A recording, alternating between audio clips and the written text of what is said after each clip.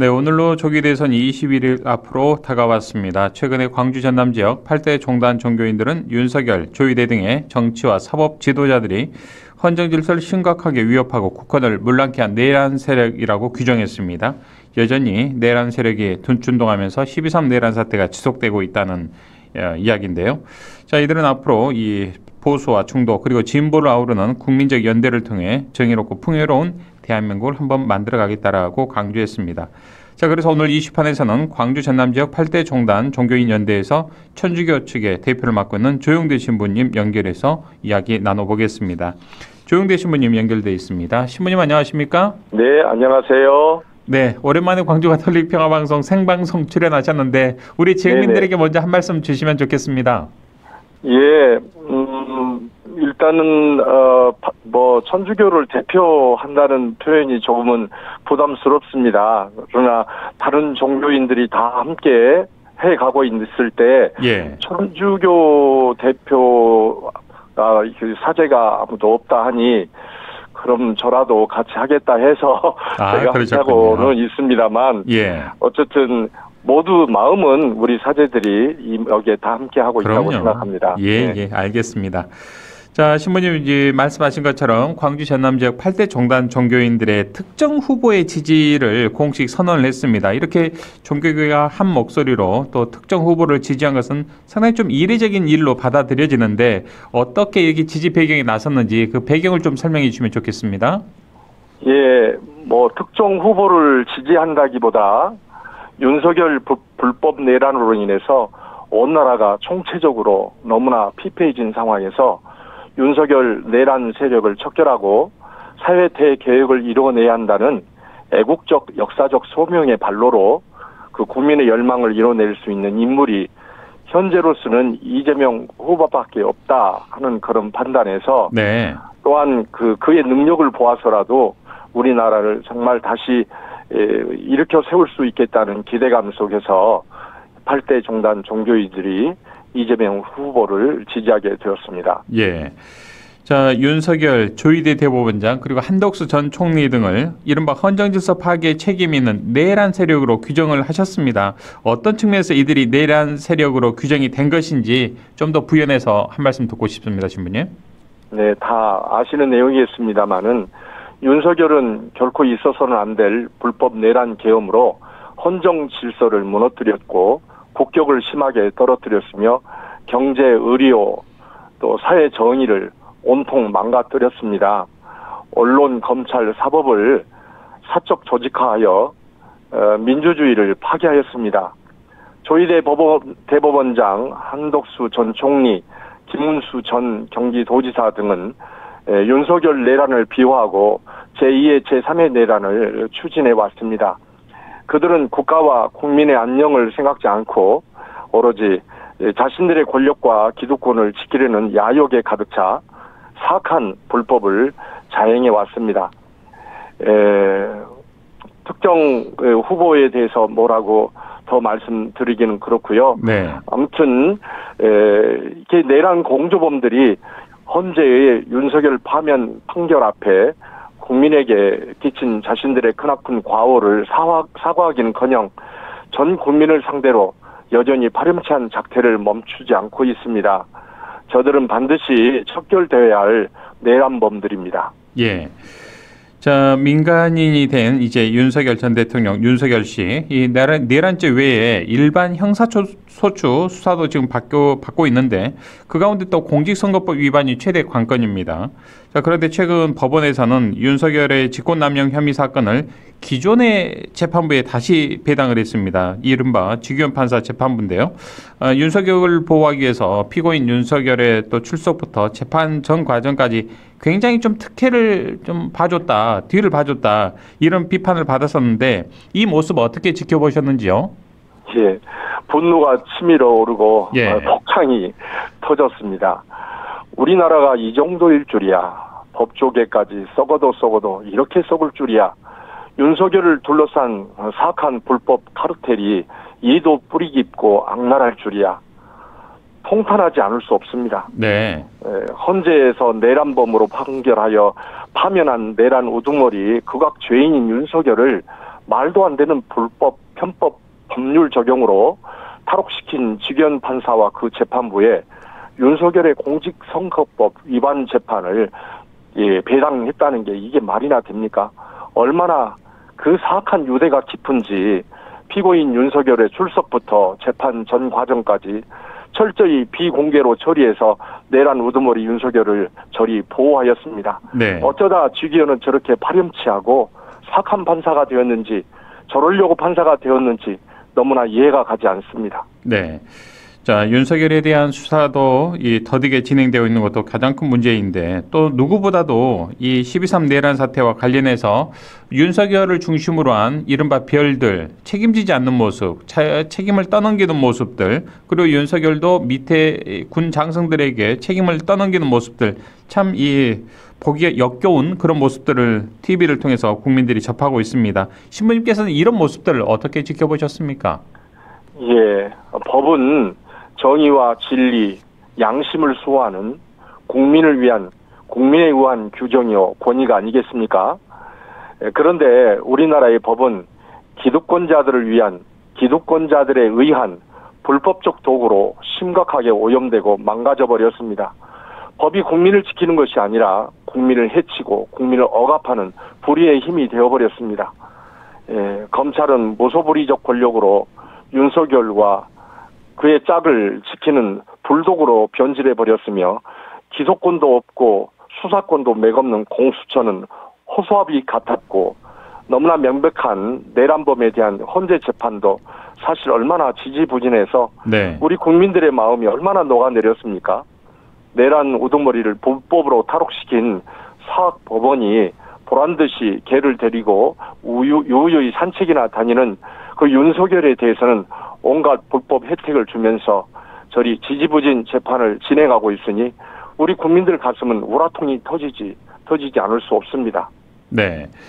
자, 더불어민주당은 이 공식 선거운동 기간을 통해서 굉장히 열심히 뛰고 있습니다. 자, 그런데 반대인 국민의힘 지난 주일 상황들 보면 굉장히 이런 코미디가 있나 싶을 정도로 격한 내용을 겪었지 않습니까? 계속 후보가 바뀌면서 이 국민의힘 대선 후보를 확정짓는 이 과정들 어떻게 지켜보셨는지 신부님 한 말씀 듣고 싶습니다. 이거 코미디 아닙니까, 이건? 예, 정말 말도 안 되는 저질스러운 단일화 시도였습니다. 우리 국민을 얼마나 무시했으면 국민은 안중에도 없고 오로지 자신들의 그 권력 다툼, 당권 장악에만 눈이 돌아가 저런 초접한 짓을 저질렀습니다. 예. 일단 경선을 통해서 김문수를 대선 후보로 정했으면서도 윤석열 반독수를 대선 후보로 만들기 위해서 추진한 대선 후보 교체 시도, 그것도 한밤중에 저녁 3시에 새 경선 후보 등록을 공포하고는 이미 필요한 서류들을 다 준비하고 있던 한독수만 등록하게 한 후에 그를 기습적으로 새 후보로 교체해버렸던 그런 국힘당 지도부들의 작태는 두고두고 웃음거리, 수치스러운 짓으로 남을 것입니다. 예. 정말 짜고 치는 고돌이었습니다. 정말 썩어빠진 내란당이라지만 정말 해도 너무나 유치하고 비릿하고 추잡한 짓을 저지른 저 국힘당은 반드시 심판을 받게 될 것입니다. 예. 자, 정말 이런 모습들을 보면서 여전히 내란 세력은 엄연히 존재해 있고 준동하면서 12.3 내란 사태는 현재 ING 진행 중입니다. 조기 대선 과정에서 우리에게 필요한 진정한 이 시대의 시대 정신은 무엇이라고 보십니까, 신부님? 예, 우리 국민은 정말 위대합니다. 4.19 혁명으로 이승만을 물리쳤으며 박정희와 전두환 군사 독재 하에서도 굽히지 않고 민주주의를 구축하고자 끊임없이 피를 흘려 싸웠으며 또 나라를 제4업초로 생각하며 엄청난 비리를 저지른 이명박을 또 끌어내렸고요. 무능과 국정농단으로 나라를 혼란 수렁에 빠뜨린 박근혜를 탄핵해낸 우리 국민입니다. 그리고 김건희의 국정농단은 물론 검찰 공화국을 만들어 수많은 비리를 저지른 윤석열이 불법 내란을 저질렀을 때 즉시 국민이 나서서 국회를 지키고 내란 계엄을 막아냈습니다. 우리 국민은 그 위대한 힘으로 여전히 지속되고 있는 내란들을 막아내고 정의로운 나라, 상식과 양심이 바로 서는 나라, 참 민주주의를 구축하기 위해 깨어 일어나 애국의 마음으로 빠짐없이 투표에 임해야 할 것입니다. 네. 자, 종교인들은 앞으로 보수, 중도, 진보를 아우르는 국민적인 연대를 통해서 그야말로 정의롭고 풍요로운 대한민국을 함께 만들어가는데 혼신의 힘을 다하겠다라는 취지의 말씀을 주셨습니다. 앞으로 이 보수와 중도 그리고 진보와 그 연대를 위해서 어떤 활동을 고민하고 계시는지 한 말씀 듣고 싶습니다. 네, 정말이지 우리나라의 사활이 걸린 중요한 시기입니다. 이번 대선을 잘 준비하여 참된 인물을 대통령으로 뽑아 세워 우리나라를 사악한 내란범들과 수구 세력들로부터 지켜내고 사회 대개혁을 이뤄내야 하겠습니다. 그러기 위해서 종교인들은 양심과 진리에 입각하여 종교의 틀을 넘어 힘을 모아 참되고 정의로운 대한민국을 이룩하는데 함께 노력을 해야 할 것입니다. 그 일환으로 이번에도 8대 종단 함께 성명을 냈습니다. 네. 자, 신부님 이제 화제 한번 돌려보죠. 5.18 광주민주화운동이 올해로 45주년을 맞았습니다. 신부님께서는 지난해죠. 5.18 기념재단 창립 30주년 기념식에서 5.18 재단의 초대 이사장을 지내셨던 선종하신 우리 고 조비온 몬시년님께 수여된 공로패를 대신 받으셨는데 올해 45주년 5.18 어떤 마음으로 심정으로 맞고 계시는지요? 예, 벌써 45주년이네요. 예, 여전히 이때만 되면 광주 시민들은 누구나 아물지 않는 상처로 힘들어하고 있습니다. 물론 이 상처를 딛고서 새로운 대한민국 참된 민주주의를 이루기 위해서 또 우리는 계속 이 한 해만 갇혀 있어서는 안 된다 하고 노력하고 있습니다만 여전히 진상도 제대로 규명이 되고 있지 않고 또 왜곡 폄훼가 계속 진행되고 있어서 네. 저희 광주 시민들은 정말 아직도 상처가 너무나 아리고 또 한이 좀 우리가 좀 삭히고 이것을 좀 더 성숙하게 풀어가려고 하면서도 이맘때 되면은 또다시 그 상처가 다시 예. 그 아픔을 또 아프고 또 그렇습니다. 예. 자, 신부님께서는 정말 누구보다도 전두환의 사자 명예훼손 사건 또 재판에서 증인으로 출석해 오시고 헬기 사격 목격자의 증언 등을 통해서 진실을 밝히는 데 앞장서 오셨습니다.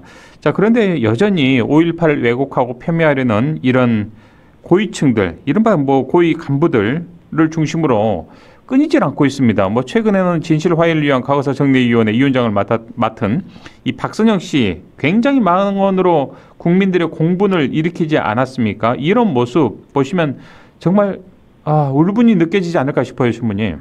그렇죠. 예. 사실 이 5.18을 왜곡하려는 시도들이 계속해서 끊이지 않고 있습니다. 물론 수많은 노력으로 진상 규명을 이루었습니다만 아직도 많은 부분에서 진상 규명이 제대로 이루어지지 않았고 또 관련자들에 대한 처벌도 타당히 이루어지지 않고 있습니다. 네. 최근에 그 한덕수 씨가 공식적인 발언 때에서 광주 5.18 민주화 운동을 광주 사태라고 하였을 만큼 예. 여전히 많은 사람들이 광주 5.18 민주화 항쟁을 사태로 보고 있고 기회 있을 때마다 왜곡하여서 우리 광주의 명예를 훼손하고 있습니다. 아직도 헌법 수록의 공약이 성취되지 못하고 있지요. 제발 새 정부에서는 더욱 진상이 규명되고 꼭 헌법에 광주 5.18이 수록되기를 진심으로 바랍니다. 예. 자, 5.18 45주년을 맞은 올해까지도 지금 이 시간까지도 일부 커뮤니티를 중심으로 5.18을 왜곡하고 폄훼하는 이런 작태들이 지금 보여주고 있는데 이런 부분들을 좀 근절하기 위해서라도 보다 강력한 처벌이 당연히 필요하겠습니다, 신부님. 예, 당연합니다. 예. 우리 사회는 왜 이렇게 그 죄악과 또 부정에 대해서 이렇게 처벌할 수 있는 능력이 이렇게 없는가? 우리 사회가 정말 진상을 제대로 규명해낼 수 있는 능력도 정말 이렇게도 없는 것인가? 그만큼 우리 사회가 부정한 잘못된 그런 수구 세력들의 카르텔이 너무 뿌리 깊고 너무나 우리 사회를 깊이 장악하고 있기 때문에 그러리라고 봅니다. 아무쪼록 5.18 특별법도 있고요. 제대로 그 법들을 적용을 해서 네. 혐의하고 왜곡하는 자들에 대해서 정말로 제대로 좀 처벌을 하고 그래야지 그냥 넘어가고 적당히 그냥 이렇게 되니까 그냥 폄훼 왜곡이 또 그냥 쉽게 이루어지고 있다는 생각에 무슨 사제로서 그렇게 말하는 건 어쩔지 모르지만 저는 한 사제를 넘어서서 대한민국 한 국민이고 또 광주의 시민의 한 사람으로서 이건 원칙대로 이런 폄훼 왜곡을 하는 자에 대해서 타당하게 처벌이 이루어질 수 있었으면 좋겠습니다. 예. 자, 끝으로 이 방송을 듣고 계신 우리 지역민들 그리고 청취자분들께 신부님 한 말씀 주시고 오늘 인터뷰 마쳤으면 좋겠습니다.